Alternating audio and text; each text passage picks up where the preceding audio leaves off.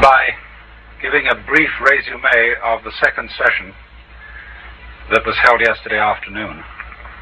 As you remember, I had started out in the very beginning of the seminar to give you an outline of the Hindu mythology of the nature of the universe. And then I went on in the second session to give an outline of the equivalent Christian mythology, which to some extent includes the Hebrew. And we saw that it had certain very, very distinctive and important features. First of all, that whereas in the Hindu world view, the creation is the dismemberment, the voluntary dismemberment of the Creator, in the Christian and the Hebrew worldview, what is dismembered is not the Creator. The Creator remains eternally separate from the creation, and I explained it by the analogy, which indeed is the biblical analogy, of manufacture, pottery specifically. Adam is formed out of the clay, and so whereas the Hindu will say Tattvam Asi, that art thou, where that means the ultimate that, the which than which there is no whicher, a Christian is told every Ash Wednesday, remember, O man, that dust thou art, and unto dust thou shalt return. Except that by the grace of God, and only by the grace of God, there may be salvation. May be. So the tremendously important feature upon which the whole of the Christian worldview is based is, you could call it really 3 points, and they are all to do with distinctions. The eternal distinction of the Creator from the creature, of God from man. The eternal distinction of good and evil. These do not resolve themselves into an opposite. The devil is malice, but his malice is overruled. It is not a case of Persian dualism, as between Ormuzd, the principle of light, and Ahriman, the principle of darkness. The malice of the devil is always under the control of the divine. It is allowed because freedom is allowed. But if freedom gets out of hand, in the end it is overruled, and the devil is consigned everlastingly to the torments of hell with all his angels and the human beings he has managed to pervert. Except that by the grace of God, and only by the grace of God, there may be salvation. May be. So the tremendously important feature upon which the whole of the Christian worldview is based is, you could call it really 3 points, and they are all to do with distinctions. The eternal distinction of the Creator from the creature. So that distinction between good and evil is a very important, firm feature of Christianity. It's a completely serious distinction. That is to say, the God is not acting his part, and the devil is not acting his part. They really mean it. And the third principle is an equally eternal distinction between persons. Just as you and I are not God, so by the same measure you and I are not each other. We are all distinct, and we are all important in the eyes of God, on the principle that just as a sparrow doesn't fall to the ground without the Father in heaven being aware of it, that means that every sparrow is important. So, to a much greater measure, every human being is important, immeasurably important, in the eyes of the Godhead.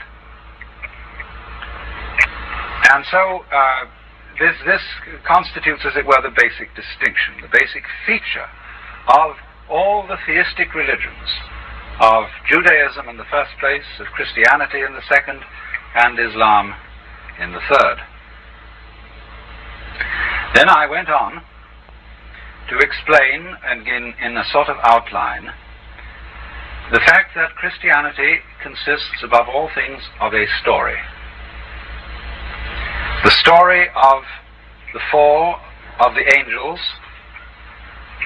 followed by the fall of man, a perversion of the substance of the universe, that is to say, a perversion of the very clay from which all things are made, so that it has, as it were, a flaw or fault in it. I tried to show what the fall really consists in so far as man is concerned, which is pride. The original sin is not, as some people suppose, sexual intercourse. It is pride.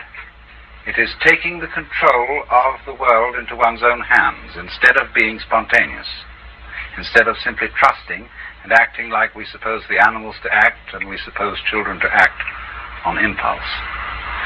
Once you start controlling, you are in the position of the sorcerer's apprentice. You've got to go on. And so we now witness mankind frantically endeavoring to control the amazing things that result from his technology and from his cleverness.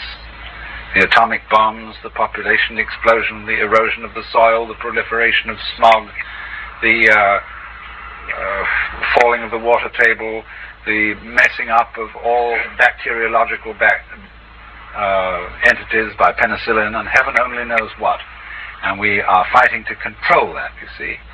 And we are learning the lesson at last. So that was the fall. And then I went on to try and describe the most difficult part of Christianity, which is what it means to say that the world is saved by Jesus Christ. And you hear some preacher hold forth about Jesus saves. Are you saved, brother? And we are saved by the blood of the Lamb, by the crucifixion of Christ on the cross. All this is sheer gobbledygook to most people. They haven't the faintest idea what it means. And nor have the preachers. But they think, like a man like Billy Graham, he goes around with this and moves huge audiences. But he never explains what it is. He just says, believe it. And then you'll find it changes your behavior. But you see, if you're blessed or cursed with a critical intellect, you just can't swallow that. It just won't do. So then, I tried to explain the doctrine of the incarnation. That is, the idea that in the historical appearance of Jesus Christ in the world, God became man. That is to say, the divine united itself with the human and with all the aspects of human life, with its birth, with its problems, with its suffering, and finally with its death. And so this union achieved a new start for the human race. And therefore, through the gift, as it were, of love, or grace, or union with God, to the human race, everybody is enabled to appropriate that gift. But you see, the gift is given to your substance and not to your person. That's the distinction I underlined. In Christian terminology, the person means the ego, the will. And the substance is, as it were, the stuff out of which you're made, as pots are made of clay. All right, so the substance has now been rendered flawless. But it's up to you to appropriate that flawlessness by a voluntary act. And here's the nub. The nub is how, under the former problem for the Jew, under the dispensation of the law and the prophets, was how am I to acquire a pure heart? How am I to obey the law in pureness of heart? To have, to use Jeremiah's phrase, the law written in my inward parts. How am I to do that? And everybody who knows himself through and through finds out that he can't do that. He can't be spontaneous on purpose.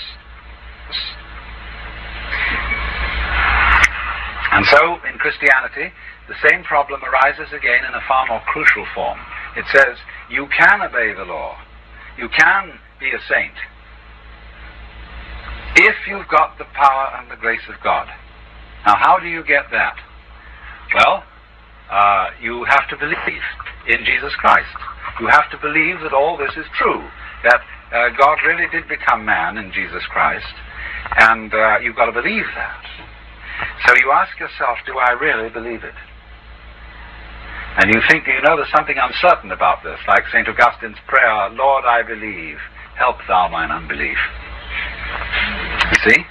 And so there's always this little worm at the center of things, where and become conscious of a certain element of irreducible rascality in you that lies at the very core of the will.